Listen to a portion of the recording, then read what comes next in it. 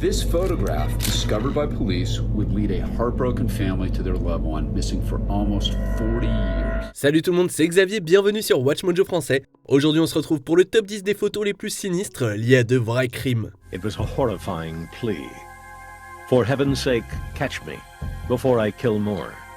I cannot control myself. Pour cette liste, on va se pencher sur les photographies les plus horribles tirées d'histoires criminelles réelles. Laquelle d'entre elles vous a le plus mis la chair de poule? Dites-le moi dans les commentaires. Numéro 10, la cabane de Leonard Lake. Cette photo est assez banale au premier abord. Une vue aérienne d'un bâtiment jonché de débris avec plusieurs travailleurs. C'est un spectacle que des millions de personnes voient chaque jour sur le chemin du travail. Mais il s'agit en fait de la propriété de Leonard Lake, qui était le théâtre d'atrocités cauchemardesques. Lake et son complice, Charles Eng, emmenaient leurs victimes dans cette cabane et commettaient des actes horribles sur elles avant de mettre fin à leur jour. On pense que le duo a tué jusqu'à 25 personnes à l'intérieur de la cabane et les autorités ont par la suite trouvé des bandes vidéo et des restes humains sur le site. Numéro 9, Shari Miller. En juillet 1984, un homme nommé William Bradford rencontre la jeune barmaid Shari Miller au Meat Market de Los Angeles. Après avoir convaincu Miller qu'il était un photographe professionnel, il lui a proposé de prendre quelques photos d'elle. Elle accepte et les deux partent en voiture vers le désert de Californie. Bradford a pris plusieurs photos de Miller que l'on peut voir portant un short en jean. Peu après la prise des photos, Bradford a tué Miller et a ramené son corps à Hollywood où il l'a abandonné dans une ruelle. Bradford était un prédateur qui était en liberté sous caution au moment du meurtre de Miller. Elle n'était qu'une de ses 28 victimes potentielles. Numéro 8, le baril de Dahmer.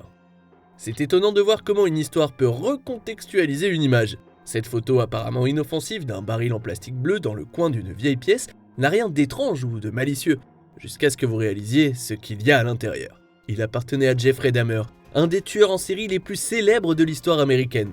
L'un des survivants de Dahmer a pris note du baril alors qu'il se trouvait dans la maison, remarquant une odeur très forte et désagréable qui s'en dégageait. Lorsque Dahmer a finalement été arrêté, les enquêteurs ont découvert le baril et l'ont trouvé rempli d'acide chlorhydrique et de restes humains. Dahmer se la jouait à la Breaking Bad et dissolvait ses victimes dans le baril.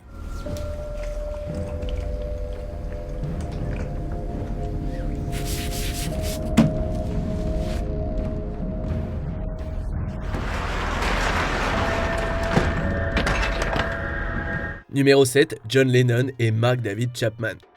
Une photo très célèbre prise par Paul Goresh montre John Lennon signant un autographe tandis qu'un homme à lunettes observe au-dessus de son épaule gauche. Des milliers de photos comme celle-ci ont été prises tout au long de la carrière de l'ancien Beatle, mais celle-ci est imprégnée de malice. Cette photo a été prise vers 17h, le soir du 8 décembre 1980. Près de 6 heures plus tard, Lennon est rentré chez lui et a été abattu par l'homme de la photo. Lennon was shot and killed at about 11 o'clock last night outside his apartment building. Le même homme à qui il avait donné un autographe plus tôt dans la soirée. Il s'agit bien sûr de Mark David Chapman, qui avait prévu de tuer Lennon depuis des mois. Alors que Chapman regardait Lennon signer son album, il savait qu'il le tuerait quelques heures plus tard. Numéro 6, Karen Sprinker. Here's 5-year-old Jerome Brudos. He finds this pair of women's shoes. Something had made him pick those up. À la fin des années 60, un homme nommé Jerry Brudos a tué au moins 4 femmes dans l'Oregon. So he brings home this pair of women's shoes and he begins to wear them around the house. L'une d'entre elles était une jeune fille de 18 ans nommée Karen Sprinker. Le 27 mars 1969, Brudos, qui portait des vêtements féminins, a parcouru le parking d'un grand magasin à la recherche de victimes. Il a trouvé Sprinker et l'a kidnappée sous la menace d'une arme. She was beautiful. I said I'd take some photos of her. Is that when you invited her in? Brudos l'a ensuite emmenée dans son garage et lui a fait enfiler des sous-vêtements pendant qu'il prenait des photos. L'une d'elles a été publiée et montre une Sprinker à l'air calme, regardant dans l'objectif. Peu après la prise de cette photo, Brudos a tué Sprinker et jeté son corps dans la rivière Willamette. Numéro 5, les outils de Ted. Peu de tueurs en série sont aussi célèbres que Ted Bundy. Son nom est synonyme de mal et il aurait tué jusqu'à 36 femmes au milieu des années 70. Our detectives tried to track a man who slipped into a sorority house early yesterday and murdered 2 women. The killer struck first at the Chi Omega sorority house. Police say he was armed with a heavy oak log. Bundy a été arrêté au petit matin du 16 août 1975 par le patrouilleur Bob Hayward et lorsque ce dernier a fouillé le véhicule de Bundy, il y a découvert du matériel suspect. À l'intérieur de la coccinelle, et plus tard photographié pour le monde entier, se trouvaient des sacs poubelles, un pic à glace, une corde, des gants, un masque de ski et plus encore. Malheureusement, il n'y avait pas assez de preuves solides pour retenir Bundy à l'époque et il a été relâché. Washington missed you. Utah gave you away. Colorado lost you. I'm gonna fry you. Il a continué à tuer avant d'être capturé pour de bon en février 1978. Numéro 4, la photo de classe de Columbine. Ce sont des photos comme celle-ci qui prouvent la volatilité de la vie. On ne sait jamais à côté de qui on est assis. Parents, hug your kids. Pray that, be happy that you're with them. Kids, grab your friends, hold them tight, and never be mad at people because it could happen in a second that they'll be gone. Cette photo montre la classe de 1999 du lycée Columbine. Dans le coin supérieur gauche, on peut voir des garçons faire des gestes de pistolet avec leurs mains. Deux de ces garçons sont Eric Harris et Dylan Klebold, qui quelques semaines plus tard allaient commettre l'attentat historique de Columbine. Le 20 avril 1999, Harris et Klebold ont tué 13 personnes dans leur lycée, puis se sont suicidés. Plusieurs autres personnes ont été blessées et Columbine est devenu un sujet de discussion internationale. Numéro 3, photo de Rodney Alcala. Rodney Alcala, un homme vicieux qui a tué au moins 8 personnes, est connu sous le nom de Dating Game Killer car il a participé à ce jeu télévisé. Between takes, he might find him skydiving or motorcycling. Please welcome Rodney Alcala. Rod, welcome. En fouillant son domicile, les enquêteurs ont trouvé plus de 1000 photos dont beaucoup représentaient des personnes dans des poses sensuelles.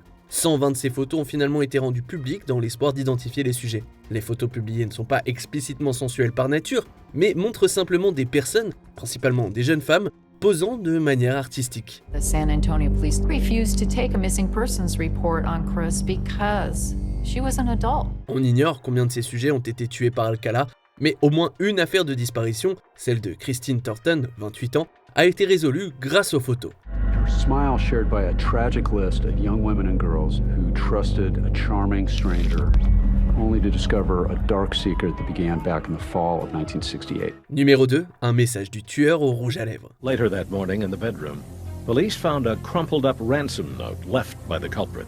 It read, "Get $20,000 ready and wait for word. Do not notify FBI or police. Bills in 5s and 10s." Bien que sa condamnation soit controversée, on pense que le tueur au rouge à lèvres est un criminel de l'Illinois, William Ahrens. Il doit son surnom à une scène de crime particulièrement effrayante qui a été photographiée.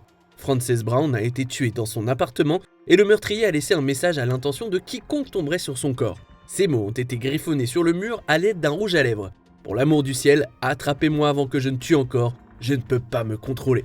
Le tueur a effectivement frappé à nouveau, enlevant et prenant la vie de la jeune Suzanne Degnan. Cela s'est produit juste un mois après la mort de Brown. On arrive presque à la fin.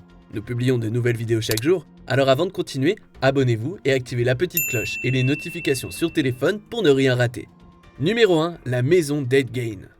Inspirateur de nombreux tueurs fictifs tels que Norman Bates et Leatherface, Ed Gein est un voleur de corps notoire qui s'est construit une maison cauchemardesque.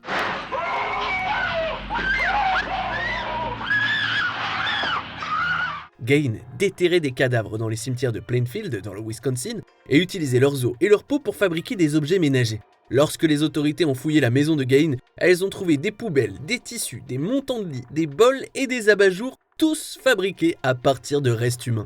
De nombreuses photos ont été prises de la maison de Gein, et la plupart montrent un espace encombré, rempli d'ordures et de meubles. Il est effrayant de penser que la plupart de ces objets ont été fabriqués à partir de restes humains récemment exhumés. L'image la plus effrayante, c'est sans doute celle d'une chaise recouverte d'une vieille peau. Que pensez-vous de notre sélection ? Dites-le moi dans les commentaires et checkez ces autres super vidéos de WatchMojo français.